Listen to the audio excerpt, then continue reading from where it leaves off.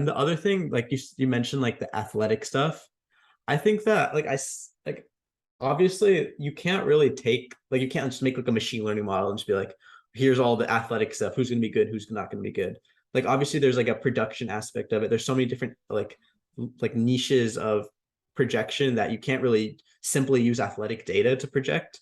But I think that like there is like a lot of value and like a lot of like hidden value that we haven't really discovered yet. Like one of the things I found was that like players who like had shorter wingspans and players who had shorter wingspans tended to have less cases of like outlier shooting development rather than players like long wingspans, which I'm still like working on that stuff. But like intuitively that makes sense, right? Like if you don't have like the length to like finish high and like if your shot's easily blocked, like obviously like, it's to be harder for you to like develop that off the dribble shooting ability. So I think that like all these little like athletic indicators, they do have intrinsic value, but trying to evaluate them by themselves rather than trying to evaluate them as like a paradigm of other skills. I think that could be an issue that people can.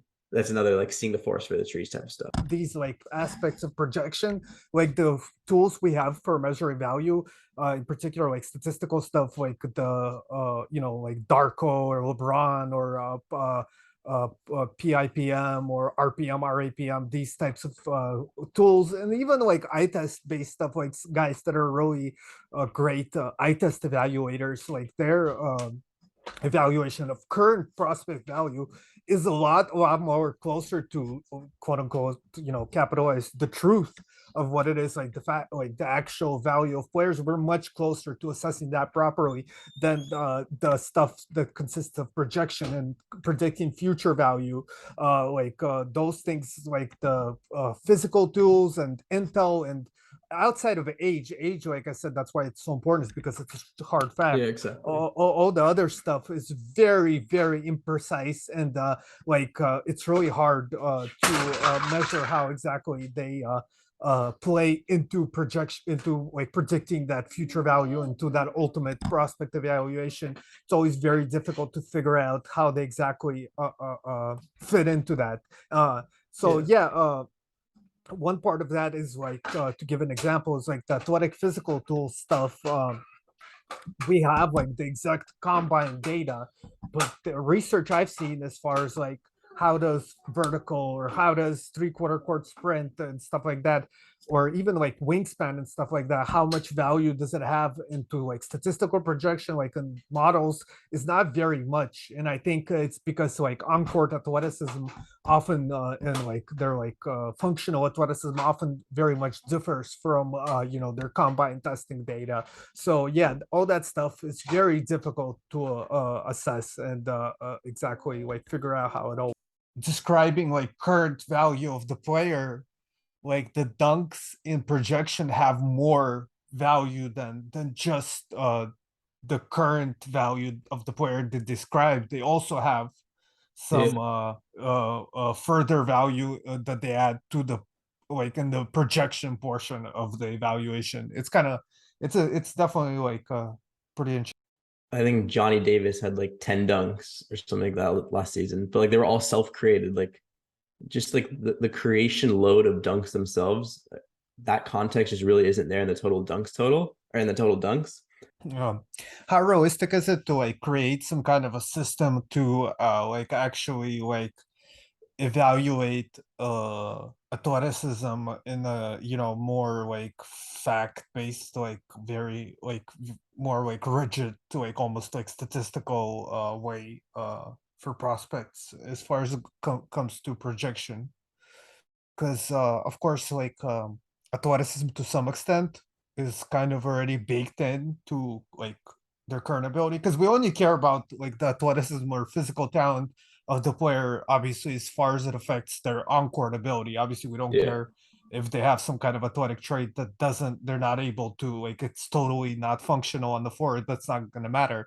Yeah, as long as we're fully able to measure their on-court value, it doesn't really like their athletic ability doesn't really matter. We don't even need to worry about their athletic ability if we're just trying to describe them as they are right now. But for future projection, that's when athletic stuff could start to matter. Arguably, some people argue that you could project prospects without any without almost caring for their athletic ability or physical talent at all. That you could just through on-court evaluations, you could kind of figure out how to. But that's a pretty like French argument. I don't think too many people would say that. I Yeah, think almost universally people would scouts and people that try to project prospects would agree that physical tools and like athletic ability does give some kind of edge in assessing future development.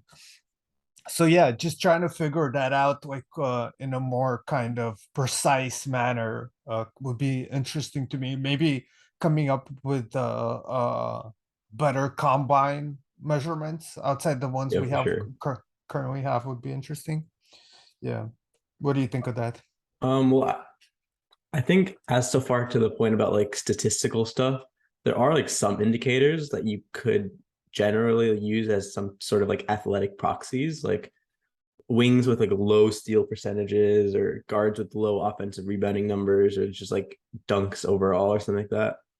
I think those you could kind of use as sort of like functional athletic proxy, and they are a bit valuable to some degree. But I would generally agree that it's really hard to evaluate athleticism without some sort of like you have to watch them to see like how much athleticism pops or look at like their combine scores to a lesser degree. Um, Beyond that, I do think that like P3 sports science, like they've done a lot of like really interesting like machine learning combined with just like newer athletic tests and trying to like classify these athletes into these sorts of clusters. I think is really interesting. Like the current combine data, I don't see it as that valuable. Like the tests, like where you like, I think it's like a cone run or something, like 3/4 or something, where you just like run from one side to the other. It's not very functional in a sense, but like what type of test do you think would be most effective to judge a like any relative prospects like athletic abilities? Yeah, I don't know. Yeah, it's tough to say. What's called I mean, there's some like three-quarter sprint, like the guys that do really well with that are generally like pretty quick. But yeah, you're right. And overall, that it's not. There is for sure better tests. Like P3 has some good tests. The problem with P3 is, and the problem with a lot of stuff like this is gonna be like, it's not available to the public. Like, Yeah, and exactly. even like if it was like $20 a month to get their stats or something like that, that's one thing. But it's not like they won't give it to you at all. Pretty much, like maybe for like thousands of dollars or something.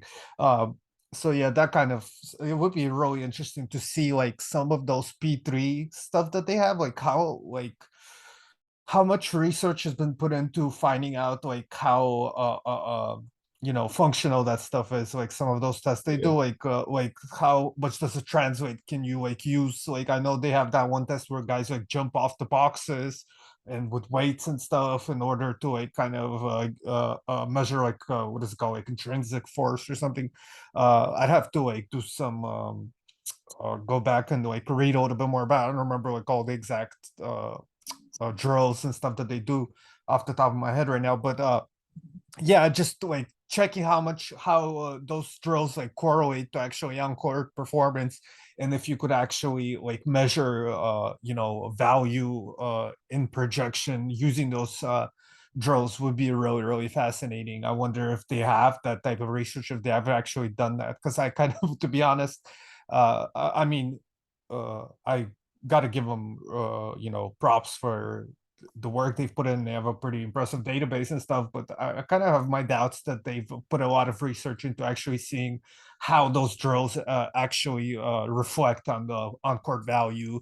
And I would even go as far as to say, I wonder if a lot of those drills are even that useful, have like a direct impact on on-court value. But maybe I'm sure there's some that do, and that would be interesting. somewhat pioneers in this. There's not really that many like corporations that are really going deep into like combine testing type stuff for prospects and then just like dividing them into like more classified type tests. I think the one you were talking about was a counter movement jump.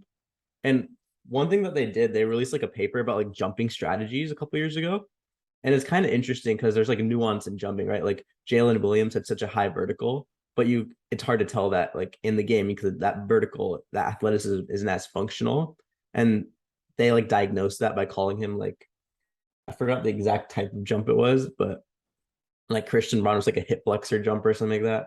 So like providing nuance in these like general tests that the NBA has, like instead of talking about the vertical, talk about like the types of strategies that players incorporate to reach those verticals. I think that's a path or the step in the right direction.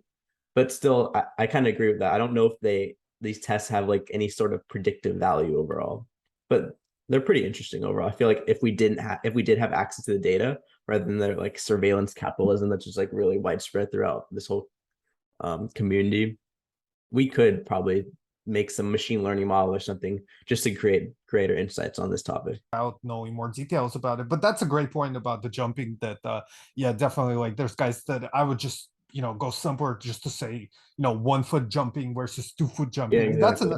And that's another interesting point where I just this is anecdotal, but I think like guys that are able to explode quickly off 1 foot in like small space situations have like uh how to word this, like a better projection than usually expected of a player of their ability, general ability otherwise. So like two players of generally equal ability and age and projection, a guy that has if a guy has a particular outstanding 1 foot jumping in a short space situation, I think those guys tend to kind of outplay the expectation of their.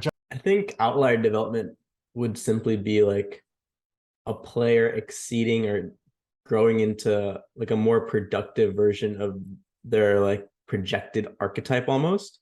Like for example, like Kawhi was projected mainly as like a largely 3-and-D guy. He wasn't supposed to get this many like on-ball reps or just supposed to be like a primary type player on the championship team. So he still is like very, very fundamental, like a rudimentary like perspective would be he is still a 3-and-D player, but there's so much more nuance to it. So I don't think that outlier development is simply providing more value relative to your draft spot. That feels a little reductive. I think it's more like the skills that they've um, flourished into are like far greater than anyone could like reasonably expect. Exactly. Yeah, because like outlier development is that does that just mean they reach their ceiling? I don't think so, right? Yeah. Yeah, I don't Yeah, think it's a seal. I think it's more of a like a false diagnosis of their ceiling pre-draft rather than simply just reaching a ceiling. yeah, it's based on similar player projection, like the projection somebody would have of similar players. How like that player is able to develop further than could reasonably, like you said, be expected from Yeah. that type of player. So yeah, um, how what's it called, the problem with that though is how do we know somebody has our development? Do we just go off, like do we go back and like look at scouts we trust or like our own evaluations? How do we know we weren't wrong?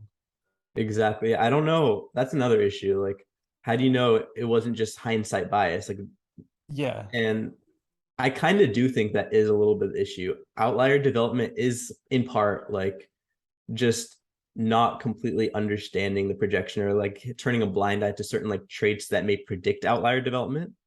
So there is that, but it's still generally speaking, it's still going above and beyond like a reasonable outcome or a reasonable ceiling case for any given prospect. yeah. The interesting example I always talk about, I may have talked to you about this in TMs before, but just for the audience and stuff, is Draymond Green. What's Yeah. it called? He was a guy that many, especially from like the eye test perspective, people would talk about how he had outlier development because obviously he got in a lot better shape throughout his time in NBA. He improved his shooting and his handling quite a bit, and then he was in this perfect situation with the Warriors where like the role he was able to play fit like really well with the team they had around him, especially in the offensive end, and then their defensive approach also allowed him to flourish in many ways. So a lot of people kind of pointed him out as our development. But then on the other hand, when you look at back at that draft and what the models were projecting, a lot of like the most models that I trust the most already had Draymond as like a top 5 pick and far ranked him far higher Yeah. than his draft spot. I mean, on the other hand, you could say that, oh, if we knew how good he'd be, we'd probably even draft him even higher than the models projected him. Like he'd probably be like a top 2 or maybe even number 1 in that draft. I don't remember exactly who was in that draft, but he'd be really high up there. But yeah, but still, like the models, not to say the models are always better or anything, or like, but just in that case, it's interesting that statistics kind of already knew that there was like a lot, some potential for that. Whereas from the eye test perspective, people kind of say, "Oh no, but there was no way we could have really known that he would, hit all these benchmarks of getting better shape, improving this, improving that, getting into Yeah. the system with Steve Kerr." So it's interesting, like in that case, like again, I'm not saying stats are always better or models are always better, but in this particular case, what did models see that the eye test missed? And yeah, kind of splitting that difference, like kind of connecting those dots is what I'm really interested in doing in this podcast. I think it's definitely one of the big goals of this pod because these are still like early introductory kind of episodes, and we'll get into this stuff deeper and deeper as we go. Yeah, specifically for Draymond, I don't think Draymond was like there's an issue with conflating outlier development with just like development that was not intrinsically like expected, which sounds similar, but I feel like outlier there's like a higher threshold for reaching like what we consider outlier development. Like Draymond was a very dominant college player. Like he reached like 10 BPM for like sophomore, junior, and like senior season. So like he has that. Not only was he like a dominant college player, but he showed that dominance like especially from like a younger age, which isn't the case for like a lot of like upperclassmen prospects, right? Like usually upperclassmen prospects, they're not that dominant for like freshman, sophomore, and then like if you consider like the age curve and everything, like then they start getting dominant afterwards. So you can't really take that dominance with a grain of salt. But like with Draymond, he was like always an elite passer. Like he's like 6'7", like 30% assist rate, like as a junior. He had like all the positive like defensive metrics, like he had positive shooting indicators. Like obviously this is a very statistical lens to analyze his like dominance, but nonetheless he was a very dominant college player. So the issue was not saying that he's not that great in college, but we're gonna see some sort of outlier development that makes him such a good NBA player. But the issue is more so like we do not see the reasons that he's dominant in college translating to the NBA. So I think that is more so just like that's an issue in evaluation. That's not really like obviously there was some sort of like development that led him to become like one of the greatest defenders of all time, and that wasn't necessarily like foreseen at that time. But like if he's so dominant in college and you just didn't like perfectly project how dominant he'd be in the NBA, is that really outlier development or is that just development that wasn't completely expected?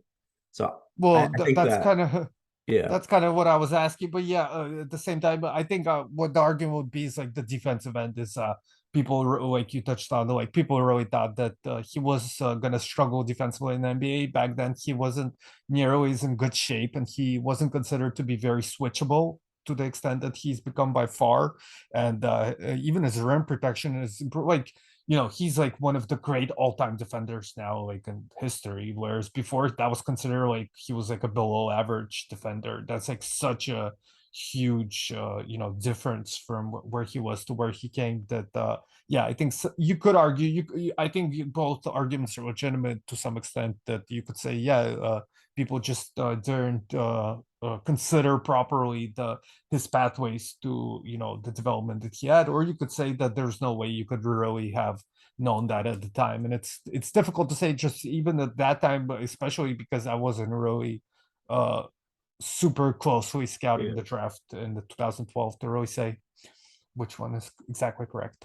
Yeah, I would have some like pushback there because like it's not. I think outlier development would like the entire case of outlier development is that like there is evidence that he was a good defender, and then the stretch is that he goes from this level of defense to like his NBA like Hall of Fame level defense. And I think outlier development would be like he isn't as great on defense, but if he is like in college, he was a very productive defender. Like all the statistics indicated that he was a positive defender. So if you take that and then you consider that athletically he improves a little bit, like he gets in shape as you mentioned, and he does transition into an elite defender. I don't think that that stretch from like the path it takes to be going from like an elite college defender with like body issues to like an elite defender in the NBA, that's not an outlier development stretch. That is development that's not expected, but I just don't think like there is a very high threshold for outlier development. And if there are indicators, it just depends on how strong the indicators are to determine if it's outlier development or simply just like unexpected development or like just something of that sort. Yeah, I don't know. I think both arguments are legitimate to Yeah. some degree, but yeah, it's just to me the most interesting thing is to figure out what, in his case, what people missed with the eye test and where the statistics went right. And I think we have some of the answers in his particular case, but yeah, I'm just using him as an example, and I'm more talking about I'm using him as an example because I think most people would agree with the fact that he's really good now, and that obviously he was drafted in the second round, and then we have some several models from that era that show he was rated pretty high on those. So it's like an example that's people aren't going to really Yeah. argue against. But yeah, I think as far as like actually studying and figuring out stuff, I'm more interested in more recent guys that perhaps fell along those lines, either with the statistics being right, but it could also be the other way where the statistics Exactly. were wrong, and cases of the opposite where a guy, Yeah. the models were kind of not expecting him to be that good, but then the eye test, the people saw something in that player, like probably like somebody like Zach Levine. I'm guessing models weren't super enthusiastic about, even though I could be wrong. I don't remember for sure, but guys like that, perhaps we could see the other way. What did the eye test was able to gather that people couldn't do statistically, and how could we cover that difference from the statistical perspective? Say the eye test was right for Zach Levine because statistically, Zach Levine's profile was nothing like incredible. It's very hard to like if I'm looking at his Bartovik profile, there's no reason for me to like actually assume that he'd end up being like the caliber player he is now.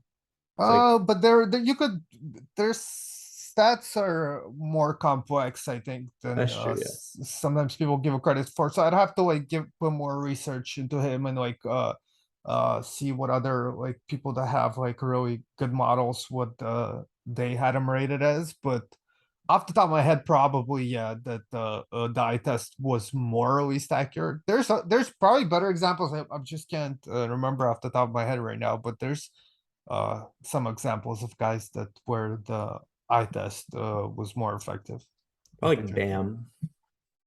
Yeah, that's not a bad one. Yeah, Yeah. but I think Bam probably is decent on stats actually too. But yeah, probably The like passing, especially. A lot of Kentucky guys, I think Yeah, Kentucky for sure. models really struggle with Kentucky guys, and a lot of Kentucky guys have done really well in the league in recent years. Like somebody like Tyrese Maxey, I wonder how high models were on him. Yeah. I wonder how good practice it would be for a model just to artificially boost every Kentucky guard or like Yeah, every Calipari guard or something. I yeah, don't know it like would. the ethics of that, but Some people try to make adjustments for yeah. particular systems. Like there's also the opposite. I call beard magic with Chris Beard. His players tend to do really well in models, but sometimes disappoint, like Jared Culver, for example. Way injuries. Is this something that we do also from kind of the way we do with Intel, where we should defer to the experts, where we talked about with Intel, we would defer to like a psychologist or somebody like that, but with injuries, obviously be a medical doctor, or like do we look at certain injuries as uh, uh, possibly negative impact on the projection, or maybe should we be should scouts in general be putting more work into learning about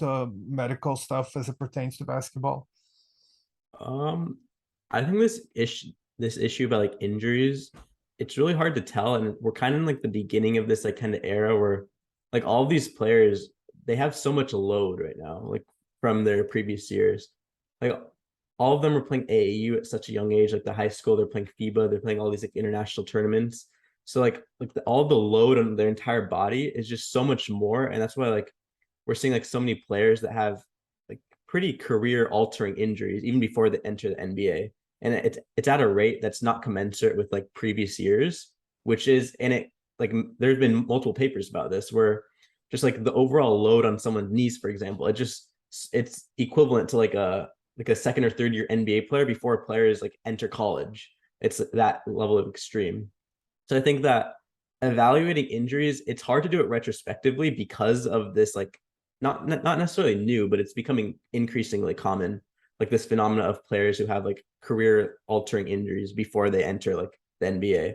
But I do think like it's not as much as Intel because Intel is obviously we have very little knowledge of it. Injuries, obviously we don't have like they're like health record, but we can still reasonably estimate like the effect of injuries on like prospect development based off like uh certain like use cases, but we just don't have those cases. So I don't think it's as extreme as Intel, where I think like Intel we shouldn't be making that many those big assumptions. But with injury, I do think that like using certain play like AJ Griffin, I think he's going to be a great example as like a precedent for how we can evaluate injuries for prospects who like suffer those injuries as like juniors in high school or something like that. But overall, I just don't think there's enough data to reasonably. It's kind of the same as Intel, but we just don't have the same data. But I do think there is a brighter outlook for the utilization of injuries for a prospect like projection.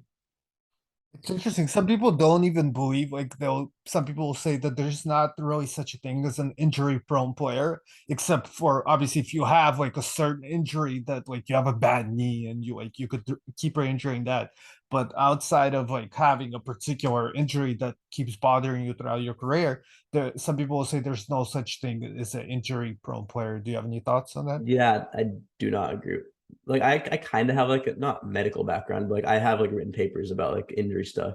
And just generally speaking, like if you mess up your kinetic chain, it's you're not going to lead to like good results. Like for example, like Steph Curry, he had recurrent ankle issues. Like it's not like just because he had one ankle issue, every single other ankle issue was an independent event. Like if like a part of your body is like fundamentally like flawed and it consistently leads to like improper positions or like you just Mm. consistently keep like having an injury to the same part of your body. You can't just like I just find it like a little reductive just to say, oh, just every single injury is like independent. That's just not medically true. But I do think at the same time, like there are certain like non-contact injuries that people may take more into like consideration, like with Chet, like he had that Liz Franks thing on his foot.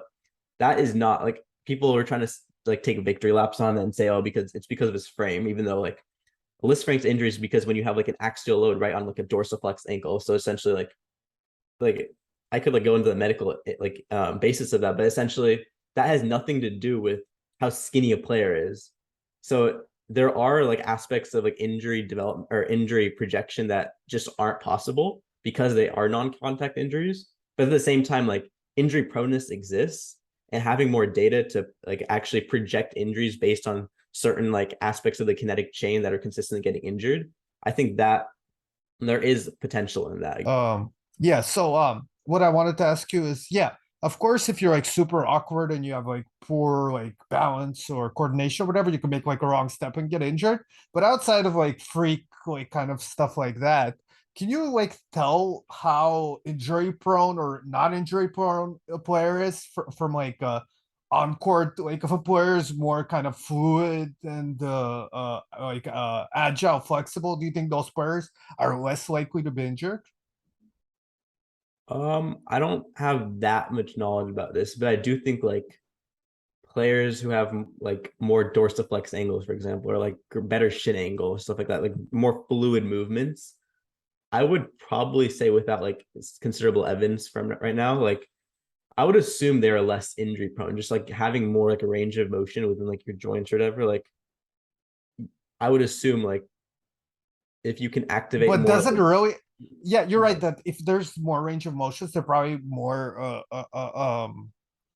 what's it called, less injury prone. But just because a player has like certain shin angles, does that really mean they have more range in their joints? You think?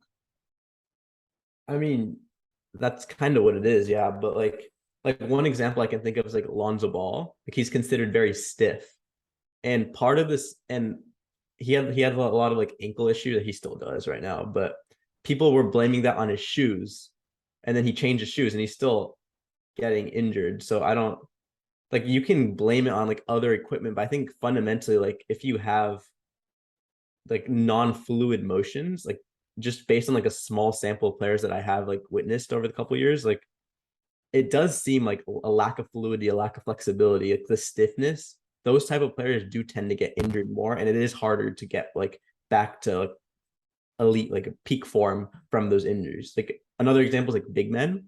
Like big men tend to have like a lot of like the same recurrent issues, and when they Yeah, come big back, man they're not as definitely. flexible or stuff like that. So in that vein, I do think that flexibility is some sort of indicator of like lack of injury proneness or something like that. But at the same time, I don't have enough data to make a reasonable claim on that. So Yeah, big man. There's it's a fact. Like we have studies that show like you probably saw it on Twitter, but yeah, yeah, what's it called? People over like 7 feet, especially if you're like 7 feet no shoes, like that big, you have a much higher chance of suffering serious injury than the average NBA player. Um, but yeah, I definitely agree that like being stiff and certain like lack of coordination or like poor fundamental movement technique is more likely to lead to injury than uh, yeah, uh, more regular, better movement. But I think at the NBA level, players are also athletic and coordinated. That I don't think there's that considerable difference. Like everybody knows like the basic fundamentals of movement and stuff like that. And I think the stuff that we observe within like top level players and prospects as the like when we're evaluating their movements on court, observe when we're scouting players on court and what we consider to be like good flexibility and ideal like kind of movements and stuff like that is not the same as the flexibility and the kind of types of movements and stiffness or lack thereof that would affect a player from a medical standpoint. But I could be wrong. I'm definitely not super knowledgeable on this, but that's just a theory I have. But I would definitely like to see, as you say, like some studies on it. I could definitely be wrong, so don't take my word for it. But that's my personal opinion. yeah. I think the flip side of flexibility is also just like not only are you able to like flex or like activate like obscure or strange positions, but like the other side is also like I think deceleration is really important, or like something that people like the key word that everyone's using right now is like proprioception. And proprioception is kind of interesting because I have seen that word being misused a little bit. Like the proprioception specifically refers to like internal ability to control yourself. So like your ability to like feel yourself in space, or when you're jumping, or like when people do like a jelly layup or whatever, like they can like control their body and like contort it in a way to like score. So it's proprioception isn't as related to something like external, like you're not reacting to something. It's more like your body itself, like your ability to like feel yourself. So going off of that, I think that like deceleration, acceleration, like Anthony Edwards was it tested very well for like decelerative metrics. Just like that ability to start stop, just to control your bodily movements. That itself is also like should be it's intuitively a metric of like injury prevention, right? Like if you can control your movements and prevent yourself from going into those positions that could potentially lead to like injury mechanisms, that is probably really important. I don't think there's been that much like emphasis. Like obviously there has been some sort of emphasis on proprioception, but like more so on deceleration, acceleration, that like that stop start, like the ability to control yourself in that manner. I think that is almost more important than flexibility, because flexibility just that's just a single factor in the ability to like control your body in that way. So I think that, and the other point I wanted to make was about like it's something that should go into like the developmental curve. Like there's like the age curve, the developmental curve, like the injury curve is also part of this. So like I think it was like last year I wrote like a paper about Achilles ruptures, And one of the insights I made was like, not only are the number of Achilles injuries increasing so much over like the last 5 years, but the average age is decreasing a lot too. So they're like, usually like the age of someone who gets like an Achilles rupture is usually like 28, 29. But now we're starting to see like it's slowly going like, I think it was like 27, 26. So considering the injury curve and like how people slowly like fall off after those injuries, like there was a clear like players after Achilles ruptures, they demonstrate decreased offensive performance for up to 3 years. So when you have like these players who are already getting injured in like junior year of their high school, like of their high school season, like AJ Griffin, it wasn't Achilles, whatever. Like if you have these players suffering like these career altering injuries so early, and you have the injury curve that shows that players fall off after this certain time, we don't have the evidence to know if that's like age related or if it's injury related or a mix of both. But I do think that it like you cannot ignore injuries. Like even though modern medicine is so good, considering that injury curve and having more research on that is pretty important. Like if you have a player with these like this level of extreme injury, I do think there needs to be a level of caution and that like approaching that every single injury could potentially like end a career. I think that people kind of brush over injuries a little bit too much. Now they're relying too much on modern medicine, which is good, but I just think that like evaluating the injury curve, which term I just made up right now, but just evaluating that and like developing like developmental paradigms based off that is probably something that isn't necessarily focused on right now, but could be really important in projecting how injuries affect prospect development. Yeah. Well, first of all, I will say I agree in that part that the ability to avoid body contact, which could obviously lead to Yeah, injury, I exactly. do think that's relevant. But yeah, as far as the injury stuff, what's it called? What was the sample like? Who like, is it like among people in general that people are getting younger, Oh or no, just it NBA? was NBA players since 2000. Oh, okay. How many players was that had Achilles? I don't remember. It was like probably 70, I think, something like that. I don't I could probably pull it up, but I don't remember Well, exactly. approximately, you don't need like an exact number, but approximately, like, what was the change in percentage from the ones before to after or to more recent? Like we drew like a line graph or whatever, like plotted out, and there was like a positive correlation. I don't think it was like extremely statistically significant, but it was like pretty noticeable. Like the number of injuries, the extent of it was all increasing. Interesting. Yeah. What's it called? But what I also wanted to ask is, I have a theory. Like, this is just anecdotal, but that Uh-huh. well, first of all, ACLs, you would agree that in modern days are not as bad as they Yeah, used to be, exactly. right? Yeah. Right. But also to go further, and that I would say that people that players, basketball prospects that have ACL and those types of like MCL type of injuries, like early on, like 18, 19, 20, are generally able to recover from them fairly Yeah. quickly. And like, I mean, like after their initial recovery period, once they get back to playing, they're able to get back to their former self. Would you agree with that? Do you know if Yeah. there's any evidence for that, like actual I, like data? um, I don't. I remember reading a paper about this, but I don't remember the exact conclusion. I do think that like a lot of this like clinical data is a little bit like not a little messy or like Uh, it's a little noisy in the fact that like a lot of these players, like obviously ACL injuries are supposed to like, occur like later on. So then when you're getting an ACL injury when you're like 30 and you're already not at your peak or you're leaving your prime, then obviously you're going to have decreased production, you're going to get out of the league and stuff like that. So like eliminating the noise and solely focusing on young players and like adjusting and creating like controls for them so you can control for like their relative level of like production.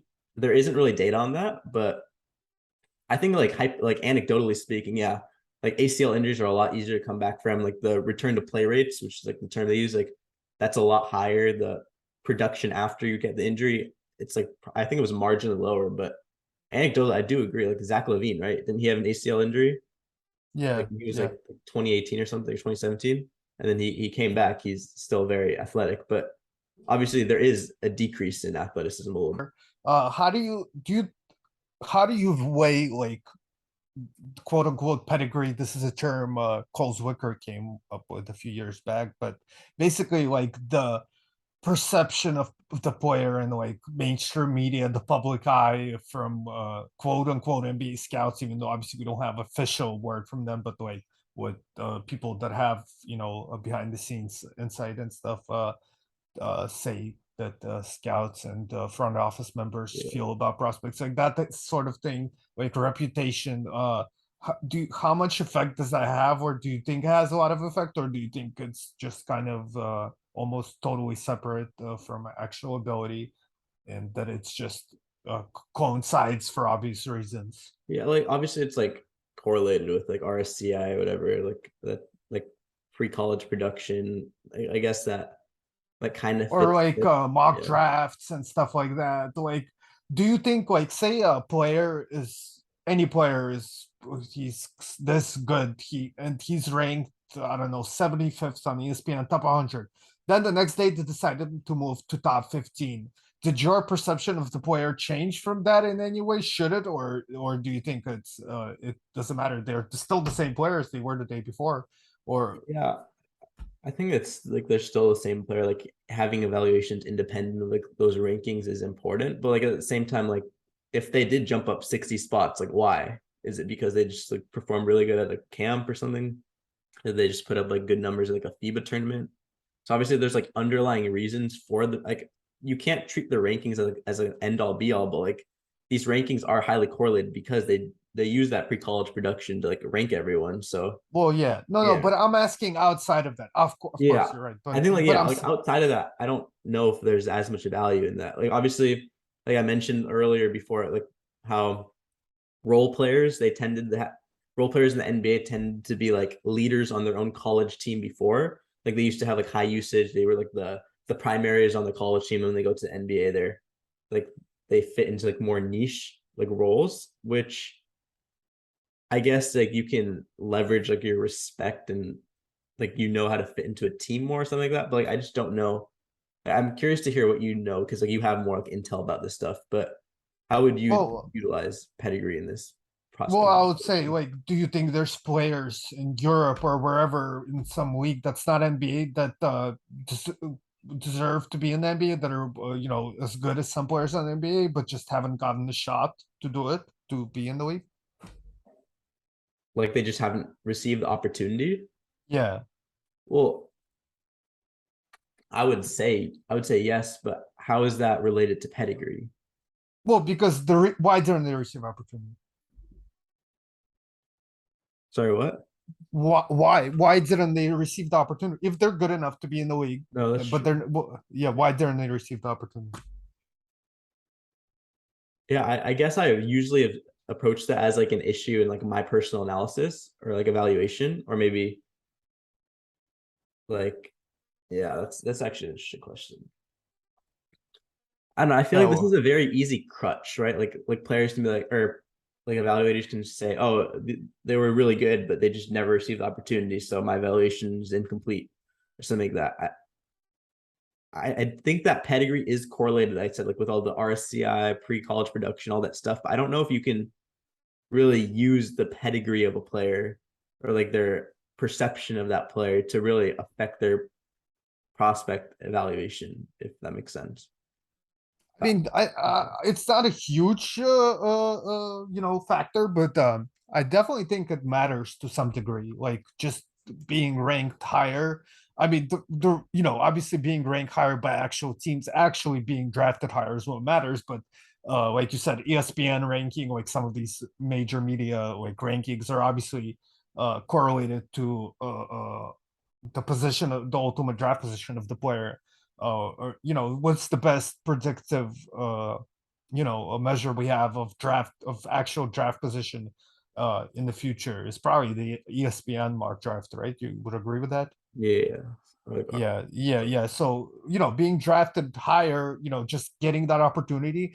Think about it this way. If a team takes a player in the top 5 or 10, they have an investment in them. So they're going to put it more time. They're going to put more resources into developing that player. And then again, giving them reps, giving them the most ideal opportunities they can in order to, fully utilize their development and stuff like that. So I do think it has an effect. How big that effect is a question.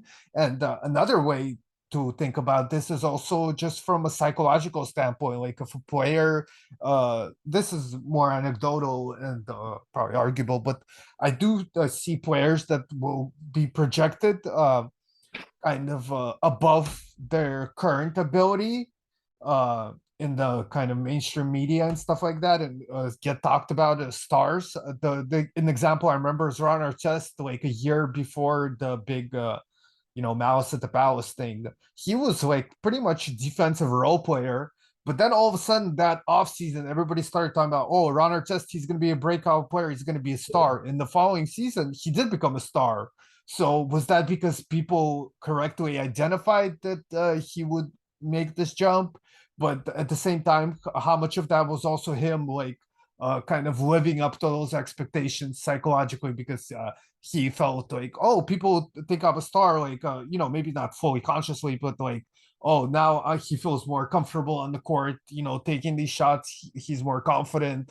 He like kind of like the thing with we talked about earlier with bench players and not feeling like they'll be replaced in the lineup, feeling like the team trusts in them, like they're looked to as a leader. All these things I think come into play to some degree. Obviously, they're minor individually. I kind of agree with all of that, and I feel like that effect of like pressure stuff. I think that's largely what it is. It's just like pressure, like the burden to be good, like somewhat compels you to become good. But I think that's more of like a younger thing. Like when you're younger, maybe even like when you're in like high school or like you go from like being a role player. Like I think of Derek Whitehead, like he's been in like that Montverde like situation for a while. He's been a role player for so long, and then all of a sudden he's expected to like step into like a bigger role and like lead the team. So I think that is like partially the case. But when you are in the NBA, like you've been like elite, you've been like the man almost in like high school and AAU and college, and then now you're in the NBA and then you're starting to be expect to like for the case of Ron Artest, like I just don't know how much of that is like mentality and how much of that is just like innate ability. Like he is in the NBA. I'm not very familiar with him, but I assume he had like some like indicators that could project some sort of like outlier development or something like that. So I think that it's just very nebulous to use like perception or pedigree just as like an evaluative paradigm, and just just relying on your own evaluation or like how you approach their like production or how you just evaluate them in general. I think that just holds so much more predictive value, especially when you're not in like the weeds. If you're not actually like seeing how they interact with other people, or just other aspects of pedigree. But yeah, I'm more like skeptical of that. Yeah, I mean, I would obviously your evaluation is by far more important, but I do think there's like if like one of the top mock draft sites moves a guy up 70 spots, and it's not because they produced anything or anything. It's just because I don't know, Jonathan Givony saw him for the first time, and he's like, "Oh wow, I never knew this guy was this good," and he moves him all of a sudden in the top 10. Just that alone, I think, would have not a huge, but somewhat of an effect of my evaluation, just because that goes downstream to that player's draft position, and that player's draft position being higher leads to, like I said, all the things, more opportunity, psychological factors and so forth and so forth. Yeah, I just think that like it is easy to like make it independent. Just say like, oh, if a player goes up 50 spots, but like there was no effect in their like gameplay or something like, but that feels very unrealistic, right? Like if Jonathan Givony like puts him up like 50 spots, probably because this player is starting to produce really well, and there's like he's starting to put his name on the map or something like that. Yeah, but But say yeah, I saw him already, so I already have my evaluation of that player. But Givoni hasn't seen him, and he like a week after me, after I already have my oh, evaluation, I see. he sees the player now, and he's like, "Oh wow, that guy is good," and then he moves him up, and then that on its own, because he could have not moved him up, he could have seen him. He's like, "Nah, I don't agree. Like people think he's been playing well, but I don't think he's that good." And so that would leave my evaluation where it is, or maybe even if he moves him down, that would to some degree, probably not a huge amount, but to some degree, that would make me maybe slightly lower on the player, because now I'm like, oh, if Givoni's not that high on him, then teams probably won't be that high on him. And that means he may not even get any opportunity in the league, and that kind of, you see what I'm saying? Yeah, I think I just haven't been in the draft like sphere that long to like have to see examples of this. But one example I can kind of think of right now is Jalen Williams. Like his production didn't change that much throughout the entire course of the year. But like once people Exactly. started like seeing like I think it's like once someone started getting high on him, everyone started having him like lottery or like first round, and then there was like the athletic measurements or whatever. But overall, like his production didn't change that much. But all of a sudden he went from like outside top 60 to being drafted lottery or close to lottery, whatever he was This drafted. often happens to mid-major guys because Yeah, yeah, they'll exactly. follow closely, and then all of a sudden somebody sees them, and But yeah, go on, Yeah. go on. I wasn't that like I don't have Jalen Williams anywhere close to top. I think he was like top late first round for me, but I don't think that that's like a very positive way to approach evaluation. Just because someone else is higher on him, you need to like bump him up, or like just because he was drafted a little higher, you need to move them up. But I think it's just like a wait and see case for me at least, where I just need to see like how does Jalen Williams perform? How does like these mid major players who weren't like as highly recruited or weren't like they didn't have this level of exposure all of a sudden like jump into like a lottery like pick and they're expected to shoulder some type of like significant on ball role. So I think Jalen Williams will be a really good case to like determine like the effect of all of this stuff. But for now, I do think I'm a little bit skeptical. I haven't seen that many instances of this like example to really make that significant judgments.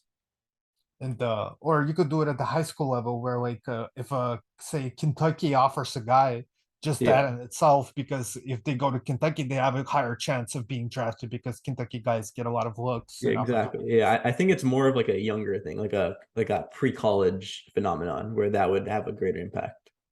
That would make more sense. So wait, so you think at the high school level that would make sense? I think, Like yeah, I think at that? the high school level, it would definitely make more sense. Like if someone has to step into a role or like they're like expected, like the expectations are higher, then obviously they should be, it would be reasonable to expect that they would like step into the role. And there is a bit of survivorship bias where like a player, if they didn't actually make that leap, all of a sudden they wouldn't be like we don't hear about them anymore. They're not in the NBA anymore, or they Right, never that's made the true. NBA. So there is like a bit of like survivorship bias there, but I do think like that effect exists, but more so where like they haven't really felt pressure before to that extent in high school. What about roles? How do roles affect players, and how do you believe that basically like the more stars you have, like they could pretty much like stars could provided they have requisite skill sets to some degree. Of course, it's Yeah, like a thin line. What is requisite skill set? What is you know just archetype and the minimal thresholds to be within an archetype. But yeah, do you think like somebody like McCall Bridges, if you need a really like low usage offensive player, if you already have the stars, do you just need to add McCall Bridges, or would you be even better off adding a guy who's more traditionally high usage? But do you think that guy could do just as well as McCall if he's playing in a lower usage role? Do you see what I'm trying to yeah. say? So Does that so make this is sense? like pre-college or pre-draft Mikal Bridges or like today Mikal Bridges. Today, Oh, okay. Yeah, I think my answer would be different based on that like perspective. But I think like today, well, it doesn't have to be McCall Bridges. It's just, but yeah, like yeah, okay, like with say Mikal Bridges specifically, like we know who he is now. Like he's been in the yeah, yeah, league. no, but yeah, Yeah, we know who the guys are. Yeah, that's we're exactly. not trying to guess, but Yeah. yeah. So without that guesswork, yeah, I think that I would probably lean it towards taking like the higher usage guy. I think it's a lot easier to like scale a player down than to like expect them to like increase their burden. No, So but he doesn't have to increase. He just has to play the role he's playing. He's the yeah, role he's really good at. But would you rather have a player that's a better player as a star, but you would put him in a McCall's kind of role? But they have like they could shoot. They're a good defender. Like I'm thinking like maybe Paul George, but George is still good. Like obviously you take Paul George over McCall, but somebody like like I don't know Gordon Hayward or somebody like I don't know. Like I'd have to think no, of yeah, a I know what you mean. Yeah, yeah. but like it's hard to explain why I feel like, but I'd rather have a player who has the ability to play on ball, even if they're projected to play in like a role similar to Mikal Bridges. I just think that on ball ability is far more like like a lot of what Mikal Bridges does, obviously is a very good, impressive talent, right? Like he shot like 90% from the free throw line or whatever. He's a great defender, but it's easier to pigeonhole players with high usage into a lower usage role and expect they're like with less pressure, like less like focus from defenses, like they can also reach that requisite level of production.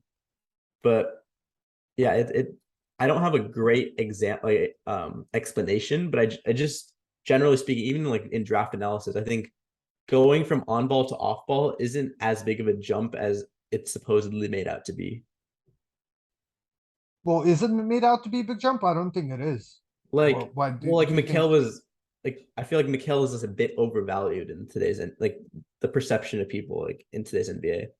That's Like, fair. Yeah, yeah, you could say yeah, that. like if you gave other like not stars but like star minus players and they you put them into a role where they have to like cut like shoot catch and shoot like threes and then just like defend like the second best player or something like I don't think that their production would vary that much from Mikhail, but that also is just like a philosophical thing. Yeah. So you Yeah. think that the stuff the Mika what about all the decisions that he makes to pass up shots and then take shots when they're good and stuff like that? Do you think players just because with a lower usage role, a different player would be fairly easily be able to Yeah, replicate that exactly. I usage? think the crux of this case is that like the decision making load for him isn't as high. So I think that more players could reach that just because like he isn't like a lot of the stuff he does is like kind of in the system, right? Like it's in the system of the Suns offense. He's not really making like high level decisions or anything. So even if the Well, skill he's set, not. I don't know. yeah, I haven't watched a ton of Suns, but I don't know. There's not a ton of role players that shoot. What is his like true shooting? It's like really high, right? It's in the yeah, last 2 years, 64.5% the last 2 years. So yeah, but like you say, it's only 14 less than 15, 14.9 usage. So yeah, like provided guys lower their usage to like 15 or whatever, do you think they could easily achieve that type of, I mean, obviously they'd have to be a good shooter to begin yeah, with and stuff like exactly. that, but like provided they have like the shooting kit in an open gym, they'd make a similar amount of threes to McCall. What's it called, do you think guys could easily reach those that high of usage, that high of a true Yeah, shooting, excuse me? I don't know, I don't think I agree with that. I think that really. those guys that are able to fill those small usage roles have a particular ability and talent. But definitely, like, I mean, it's hard to come up with example. I think the argument Yeah. would be like, who's the example there that, like, obviously you take, like I said, Paul George, you would easily take over McCauley. Oh yeah, yeah. Even if you already have like Michael Jordan and LeBron and all these, like the dream team, say you have perfect guys, and Paul George would only be able to play use minus 15 or lower usage role. Still, you would take him over McCauley. I'd agree there. But at the same time, I don't think you could find players super easily that could fit that role and just reach that type of efficiency. But I feel like the ability to play on the ball, even if you are pigeonholed into that role, like just the threat of like attacking closeouts itself just brings a different dimension to the offense. Like if you have the like a player like Mikal, he doesn't have very much like on ball gravity at all. Like he's like he does make like reactive cuts, some like proactive cuts or whatever. But like he's not like making like decisions while dribbling, like while being guarded by like the team's best defender. Like that's like a whole different like threshold of like offensive like prowess that I think that those type of players can come down to McHale's level and provide a different dimension by like attacking closeouts, all that different stuff, where it just like opens up the offense a little bit more in a way that McHale not necessarily he does have like some sort of like shooting gravity and stuff like that, but I just don't think he is as potent of an offensive threat, even though another player could fit in and is not necessarily as great as all the things that McHale does. But like he just brings a different another player would bring like a Paul George, whatever like a lesser version of Paul George is. Like that player would bring more to the table overall to he would fit more in the flow of the offense rather than like McHale, who is like he fits in, like the niche is there, but I just don't think there's any room to like really grow out of that. So just like on ball gravity is something that I'd rather have another player have than McHale. If that makes sense. Yeah.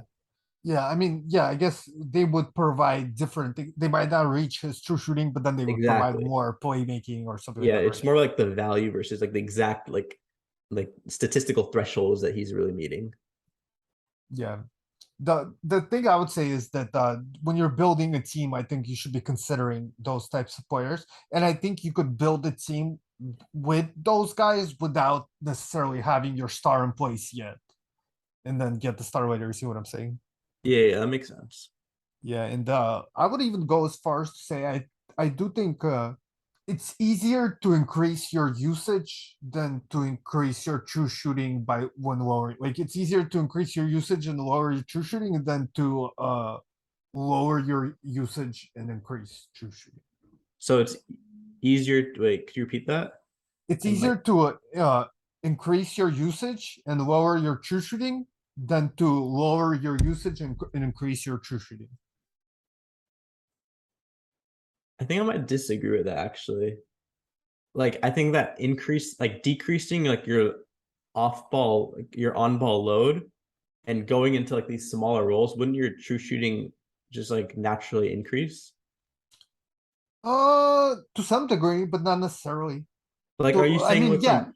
Yeah. yeah. I guess. Oh, like what degree we're talking? Yeah, definitely. Like maybe for just to low. I think it's easier to just lower your usage because lowering your usage is like super easy. But uh, to like substantially increase your true shooting, I think is more difficult than usage is just uh what's it called, very much a product of like system and coaching. I think almost any NBA player, if really like even McCall, I think if given the opportunity could have a high usage role, he would just be horrible at it, but he could technically do it. But there's very few players, not very few, but there's not a lot of players in the NBA that could uh achieve 64.5 true shooting even in a very low usage role. Are you speaking more like NBA players who experience a drastic change in role, or are you talking like my perspective is Yeah, like yeah, players in NBA. college, yeah, and Yeah, then they or go sure, yeah, high major college players. like I think the players, if you have a high usage in college and then go into like the NBA and play like a role player role, I think like there's a significant like precedent of players who went from high on ball to like low on ball in the NBA and still managed to provide pretty high level like role player minutes with like eh, high true shooting, whatever. Like that is a very common phenomenon. So I think that accounting Yeah, for yeah, that, players are able to go into yeah. But I'm saying yeah, within the NBA or within yeah. I'm talking within the same league. oh, okay. Yeah, yeah. Yeah, I think that would hold more true, but at the same time, like if a player isn't able to get those on ball reps at all, I think they just have less value, right? Who's Like like even, really low true shooting? Who had like a really bad true shooting last year in the uh, college or NBA? Here, I'll yeah. find it on board. Like Aminu Mohammed had a 46.6, or you could, or like Harrison Ingram had 47.9. So if you played Harrison Ingram in like a 15 usage role, he would increase his true shooting, but it wouldn't go up to the 60s. Whereas somebody like McCall Bridges in the NBA, if you really wanted to, you could run an offense with him having, I don't know, 27 usage or something like that. It would just be like, you know, not good. Like the guy I always think about is Halliburton. Halliburton had a 10 usage as a freshman and like 20 plus usage as a sophomore. And then wait, what is it? Did his true shooting change much? Or like what was that? I don't think it was a huge change. Oh yeah, it was still like pretty high. Yeah, but it was not a lot of games he missed. But But my like point is, yeah. it wouldn't it would drop, but yeah, it wouldn't drop as significantly. Yeah, But I just think that like there is like again like there's like some survivorship or just like not enough data for that because players who go from like low to high usage, like generally speaking, most players don't go from low to high usage because they just don't have the on-ball equity to even do that. there's even data. I'll say this: I've seen. I can't. I'd have to look for it, but there's a study I remember that I saw on Twitter. Somebody did that. Once players are able to play at 22, say I don't remember the exact number, but something like that. Say 22, Yeah. 23 usage. If you then increase them to 30 usage, the difference in their true shooting not only it's like zero, but even I think on average it was an increase as they went higher in usage. I think on average it got higher, but basically statistically you would say it's like zero difference once you get to like 22 usage. You see what I'm saying? Yeah, and I think that's the key. Like that once you hit like 22 usage, it's the same. But like if you give Mikhail Bridges like that many on ball reps, I don't think he'd be very good. Like at all. I don't think he has there needs to be like a requisite level of skill, like ability to like, handle the ball, just like a requisite like decision making ability that like these Yeah, but very low how like bad would he be? Like, who are yeah. the players in NBA? What players in NBA have a really high usage last year? Cole Anthony last year had a 51.9 true shooting and 25 usage. I don't know if or RG Barrett had 27.6 usage and 51.1 true shooting, or Reggie Jackson 27.6 usage, 48.8 true shooting. I don't know if McCall would be far lower than that. I think he'd probably be like 50 true shooting or something like that. Yeah, but like these are all wing or these are all guards, right? Like they've experienced high on ball like levels in college or like in AAU or whatever. Like they're like Well, inherently like the wing versus guard distinction is probably pretty important here, right? how so? Like Just if I guess like they're Reggie better. Jackson didn't Reggie Jackson He's a like better passer, I guess. yeah, just like handling the ball, just making decisions, like Yeah, or he'd having like probably the handle to he do it.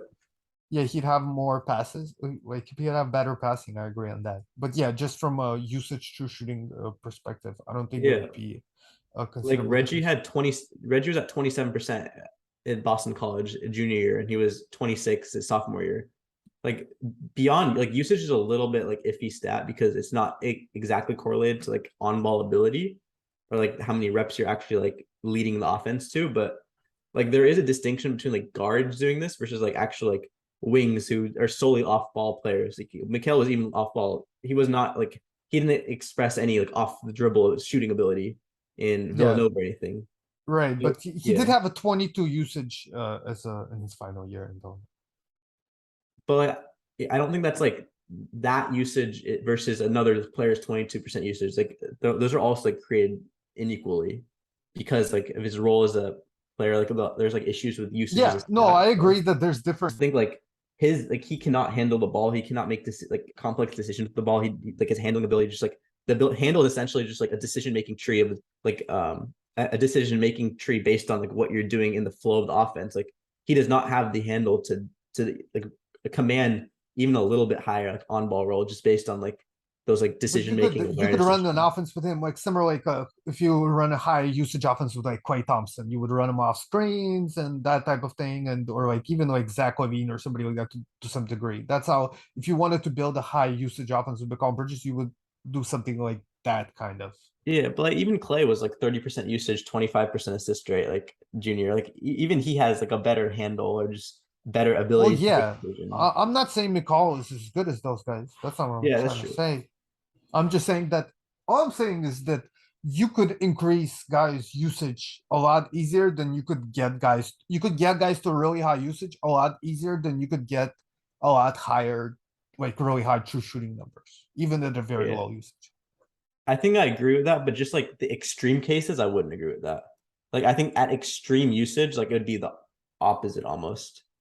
Like if you're not like if you command like such a low usage that you can like that once you actually get those on ball reps, I don't think that the difference would be as much in like the inverse situation. Just because you are such a low usage rate, such a low on ball like rate of creation that just like increasing that much would just be pretty like catastrophic almost. Just at the very lowest levels, like the extremes. Mm, maybe like depending like what do you mean like how well are we talking like Like like Mikhail almost. I think he would be like the highest threshold. Like uh 15, 14, yeah. For especially for wing, no I think this is more wings based. For guards, it's just like roll has a lot to do with like situation. But for wings, especially like low usage wings, like if you bump them up significantly, I don't think like their true shooting would decrease as much as like the inverse situation. wait Just based on like say, Bart, like I don't have that much experience, but like based on what I've seen off like Bart queries, say that again. Wait, so you're like agreeing with me or I'm agreeing with you except for the lowest cases. Like a low usage wing Like Yeah. if you increase their on ball, like if you increase their usage significantly, I don't think the jump in. I think the jump from true shooting would be pretty catastrophic. Like it would be pretty. Like if you gave a 10% usage guy, like 20% usage as a wing, like I don't think that would. I think he would lose his true shooting percentage pretty significantly. Well, yeah, I agree, of course. But would it be far worse than other players who have a really like high usage and low true shooting? At extreme cases, it would, right? Like if you go from like 35 to like 20, would your true shooting jump up more than the opposite case? Is that what you're saying? I'm saying like you could get McCall from Yeah. 15 to like 28 usage, and his true shooting would still be, I don't know, 50% or something like that, which is similar to some of the high usage guys like an RG Barrett or somebody like that, or like I said, Cole Anthony or Reggie Jackson, that are like currently high usage guys would that are not very efficient. He would probably maybe be a little bit below them, but not by far. Whereas if you take a random high usage guy who doesn't have the decision making field that McCall has and put him to 15 usage, they will never reach 60 true shooting or 64 and a Yeah. half true shooting. Maybe they'll reach 60, 61 or something. I think I think that might be true, but I'd rather bet on that than Mikhail reaching RJ Barrett level stuff. Like I think that Mikhail doesn't have that level of feel or decision making, or just like there's so many high thresholds for on ball ability or like just the ability to play the RJ Barrett role. Like I don't think most wings can play that. Like you need to be able to have like a high level, like a high enough like handle, high enough ability to like manipulate or I recognize. think people could do what RJ is doing right now in the NBA, but that's because he's 20. When he'll be 25, he'll be better. Yeah, but But right I just now, don't. what Yeah, I think a lot of guys, a lot of like older guys in the NBA could play that role at a similar capacity to RJ. But the reason he's doing it is because he's 20. So they're trying to develop him and for the future. yeah, but like I don't know, like it was kind of a back and forth, but I just don't think that like I think there is a requisite level of skill to play on ball reps. Like even though RJ is pushed into that role, like he's a pretty good passer. He can manipulate. He's like he has a solid handle Yeah, for that for size. his age, yeah. Yeah, exactly. Like there's all these like different like small on ball like nits about it that like I don't think that most low usage wings can ever like imagine going up to that usage just because they don't meet those thresholds. I'd rather bet on a player going down, even if they're not reaching that true shooting. Well, you have examples of that, right? Like what's his name? Who's this what was Milos Teodosic or Bojan Bogdanovic? What was their usage for their national team? And they played the dream team, several times. And No, what was their usage in the NBA, Or like Sergio Rodriguez, he was like superstar high usage guy. And you know, yeah, that just kind of runs into the other issue. Like, do they even like are they even athletic to do it or something? Like a lot of these like players. well, that's what I thought your argument was, that guys wouldn't be physically capable of doing that. Yeah, like if you're talking solely in the NBA, like everyone meets that lower like threshold of athleticism. But yeah, I think in that I think case, guys could do it. They would just be really bad at it, but I don't know if yeah, they would be far worse than the guys that are already really bad at it, and that we have examples of. Usually younger guys, to be fair, and that's why they're bad, is because they're younger and they're developing. But yeah, I'm just saying yeah. yeah, I And just then think it's really hard to find evidence for this because like if they're not even good enough to command that high like the 20% usage, they're just not going to get it. well, the evidence for it would be like, yeah, what they did at the college level, right? A lot of Yeah, these guys, like exactly. you So said, they played a high usage at a college level, and they were, I mean, at least moderately successful to get drafted, right? So yeah. yeah, I just think there just really isn't even that much evidence of like players who go from like a lower usage in high school in college to higher usage in NBA, and Well, that yeah, of alone. course that wouldn't happen because that's a whole different jump. That's an extra jump. Not only are you But going from lower to higher, you're also going from college to NBA. yeah, but I think just like the even if it's like a negligible frequency, like that kind of is some sort of evidence to indicate that like the jump is to go from low to high usage, even though it is different across levels. Like just that big of a jump isn't But really there's guys feasible that for most jump players. within the league that had, well, I'd have to think of some examples, but there's guys that had a lower usage and then became stars, right?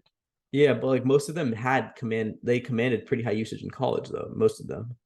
Well, yeah, I agree with that. Yeah, I'm not Yes. saying that. But like Yeah, the yeah. issue with Mikhail, he never had that level of usage. Like he's never Well, he had demonstrated. 22 usage in college, 22 Yeah, but in like the that's the junior issue. season. Like he wasn't really on ball in that. Like if you do have a player who's on ball in college a lot, and then I'm talking then about they usage though, not necessarily on ball. It's a little like you said, there's some yeah. difference. There's some issues, but I agree with that. But like if you Yeah, Mikal demonstrate is a like tough example in particular yeah, because he is so off ball. Like he was like exactly. an Yeah. extreme example. But even with him, still, I just don't think he'd go. Like, what do you think if somehow you forced him to do 27 usage? How what do you think his true shooting would be? I don't think he'd be 40 true shooting or anything. He may be okay. I'd give maybe like 47 or something like that. Like maybe it'd be like the I'm worst, but he wouldn't be like he wouldn't be like 30 or some 35 or 40 or anything like that.